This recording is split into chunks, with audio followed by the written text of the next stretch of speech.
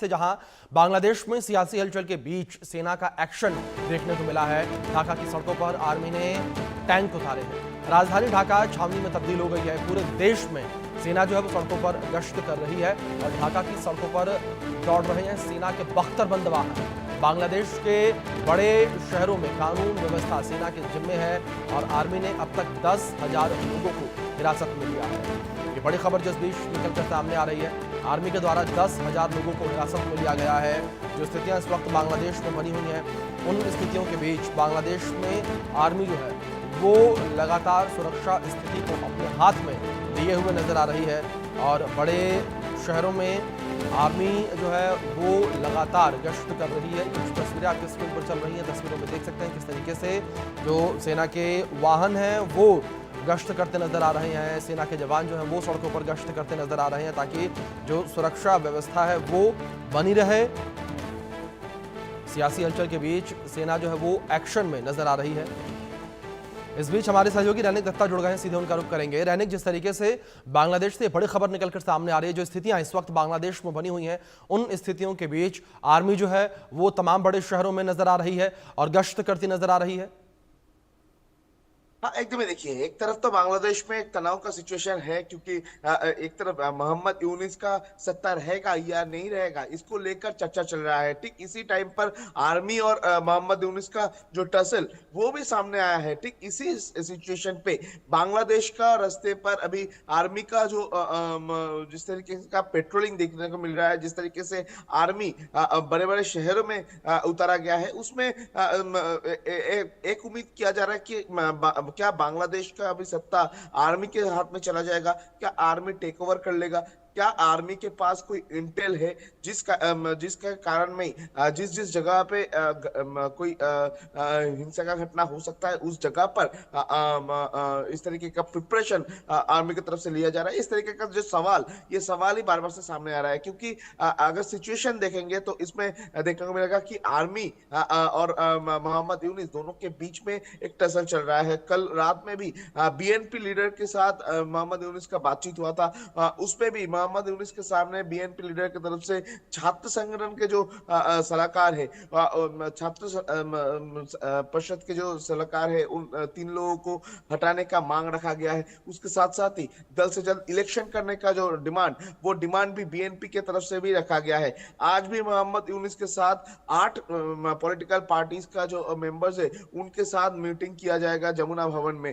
ठीक इसी सिचुएशन में कल मोहम्मद यूनिस की तरफ से डिक्लेयर किया गया है कि मोहम्मद यूनिस अभी रिजाइन नहीं कर रहे हैं, मगर ये मीटिंग के बाद, जो बीएनपी के साथ मीटिंग के बाद और ये जो मीटिंग हुआ था कल दोपहर को, उसके बाद ही मोहम्मद यूनिस की तरफ से सोशल मीडिया में एक पोस्ट किया गया है जिसमें कहा जा रहा है कि जिसमें मोहम्मद यूनिस की तरफ से स्पष्ट किया जा रहा है अगर जी, सरकार चलाने के लिए परिवेश नहीं रहेगा तो उसके अगला डिसीजन सरकार की तरफ से डिसाइड किया जाएगा। यानी मोहम्मद यूनिस एक इशारा भी दे रहा है कि अगर परिस्थिति ऐसा होगा तो मोहम्मद यूनिस सत्ते से रिजाइन दे सकता है। ऐसा उम्मीद भी कल सोशल मीडिया में जो पोस्ट मोहम्मद यूनिस की तरफ से किया गया है उसमें देखा दे रहा है। और ठीक इसी सिचुएशन में बांग्लादेश का परिस्थिति अगर ना बिगड़ जाए उसके ऊपर ही आर्मी का ध्यान है और आर्मी की तरफ से बांग्लादेश का जो बड़े बड़े शहर है उस जगह पर डिप्लॉय किया गया है। तो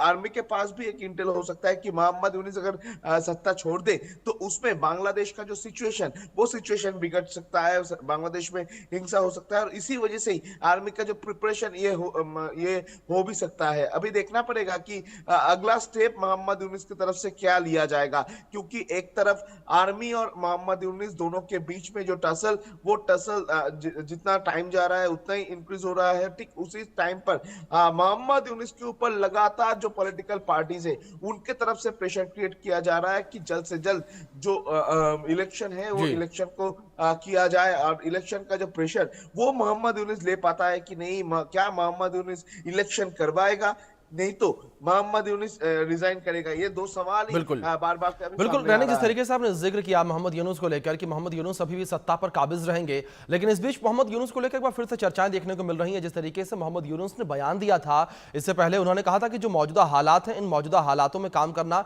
मुश्किल हो गया है। लेकिन इस बयान के तुरंत बाद जो उनके कैबिनेट के सलाहकार हैं, उनका बयान सामने आता है कि मोहम्मद यूनुस जो है वो अभी भी सत्ता पर काबिज रहेंगे।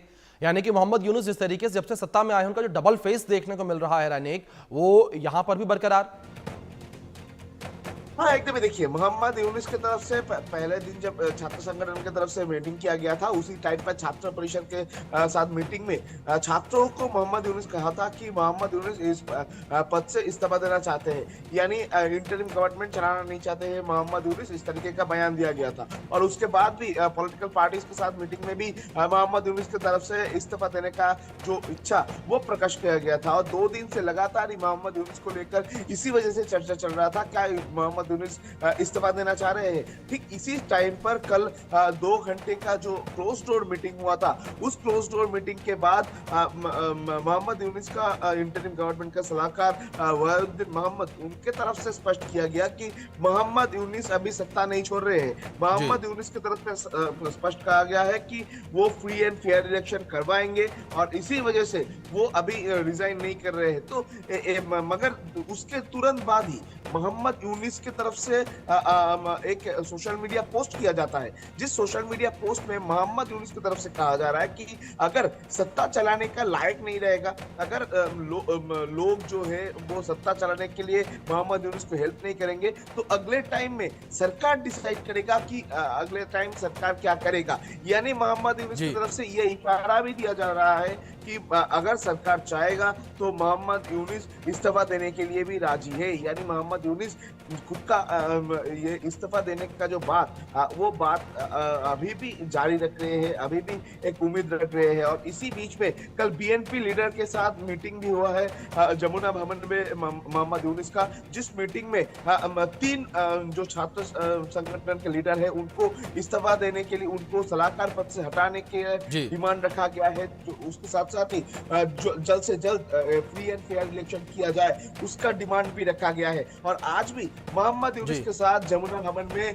करीब 12:30 बजे के आसपास ही करीब 8 पॉलिटिकल पार्टीज के साथ मीटिंग होने वाला है। यानी मोहम्मद यूनुस के ऊपर जो इलेक्शन प्रेशर वो बढ़ता हुआ नजर आ रहा है। बिल्कुल रैनिक, मोहम्मद यूनुस के ऊपर जिस तरीके से इलेक्शन का प्रेशर बढ़ता नजर आ रहा है, लेकिन इन सब के बीच मोहम्मद यूनुस सत्ता भी नहीं छोड़ना चाहते। आप देखना दिलचस्प यहां पर यह रहेगा कि आने वाले दिनों में बांग्लादेश में क्या स्थितियां होती नजर आती हैं। फिलहाल बहुत शुक्रिया आपका जुड़ने के लिए और इन अपडेट्स के लिए।